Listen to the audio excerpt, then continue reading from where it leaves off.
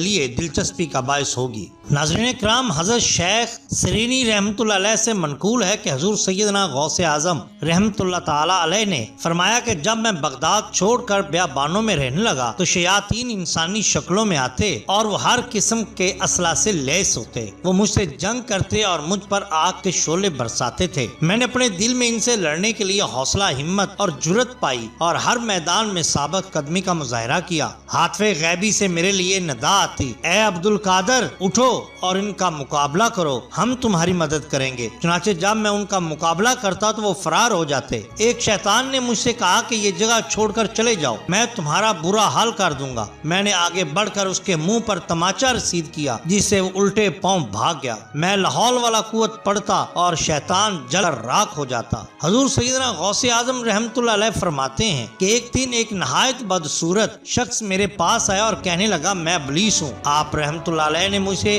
और मेरे ग्रोह को तंग कर दिया है। मैंने इसे जवाब दिया, तू यहाँ से दूर हो जा। फिर अचानक एक गैबी हाथ नमोदार हुआ और उसने इसके सर पर ज़रबे लगाना शुरू कर दी। जैसे जैसे उसके सर पर ज़रब पड़ती वो जमीन में धंसता जाता। वो दोबारा नमोदार हुआ और उसके हाथ में भड़कते हुए शोले थे। वो मुझसे जंग करना चाहता था, लेकिन इस दौरान एक नकाब पोश घुड़सवार आया और उसने मेरे हाथ में तलवार दी। शैतान ने वो तलवार देखी तो उल्टे कदमों भाग खड़ा हुआ। हुजूर सैयदना गौसे आजम रहमतुल्लाह अलैह फरमाते हैं, मुझे हालते बेदारी में हजूर सल्लल्लाहु अलैहि वसल्लम की ज़ियारत बासादत नसीब हुई। हजूर नबी करीम सल्लल्लाहु अलैहि वसल्लम ने मुझे इरशाद फरमाया, मेरे बेटे तुम वाज़ो नसीहत करो। मैंने अर्ज किया, मैं अजमी हूँ और उलमाए बगदाद के सामने तकरीर करना मेरे लिए मुमकिन नहीं। हजूर नबी करीम सल्लल्लाहु अलैहि वसल्लम ने मुझे मुंह खोलने का हुक्म दिया और जब मैंने अपना मुंह खोला तो आप सल्लल्लाहु अलैहि वसल्लम ने 7 मरतबा मेरे मुंह में लुआबे दहन फेंका और फरमाया, अब तुम वाज करो और लोगों को हक की दावत दो। फिर अमीरुल मोमिनीन सैयदना अली मुर्तज़ा रज़ी अल्लाह ताला अन्हु तशरीफ लाए। आप रज़ी अल्लाह ताला अन्हु ने मुझे फरमाया, बेटे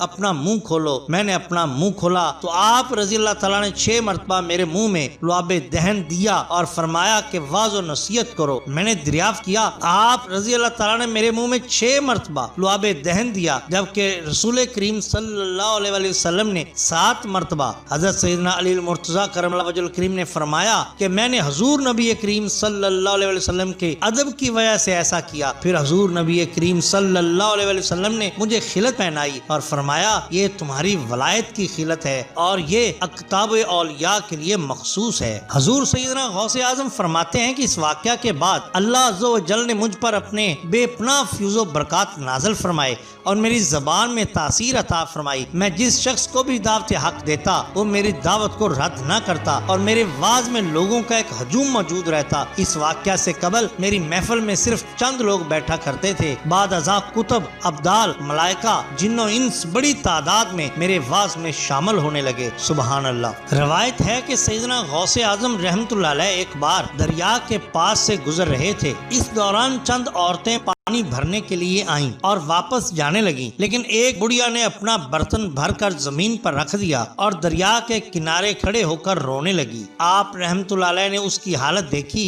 और उसका हाल दरियाफ्त फरमाया। उसने बताया कि उसका एक बेटा था जिसकी शादी करके बारात के साथ वापस आ रही थी कि दरिया में भंवर आ गया और कश्ती तमाम बारातियों समेत डूब गई, सिवाय इस बूढ़ी के और कोई जिंदा न निकला। इस वाक़या को 12 साल हो गए थे। सैयदना गौसे आजम रहमतुल्लाह अलैह ने फरमाया, तेरा लड़का बमा अपनी दुल्हन और बरातियों के जिंदा होकर आ जाएगा। आपके ये फरमाते ही अचानक दरिया में तुग़यानी पैदा हुई और उस जगह से कश्ती नमूदार हुई जिस जगह डूबी थी और